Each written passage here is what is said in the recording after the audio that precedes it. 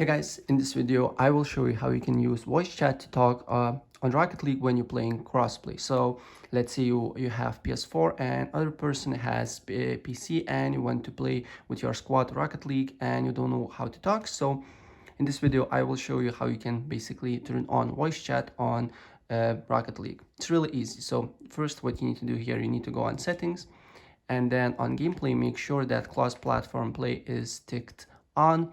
And the second setting that you need to modify, you need to go on controls and push to talk, also make sure that is ticked on.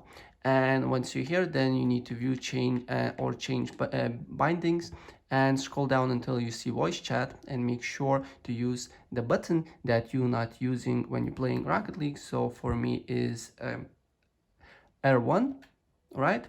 And basically when you click this button you will talk, you basically will have ability to talk to your friends, right? So guys, that's pretty much it. If I help you out, please press like button and subscribe for more. Take care, bye.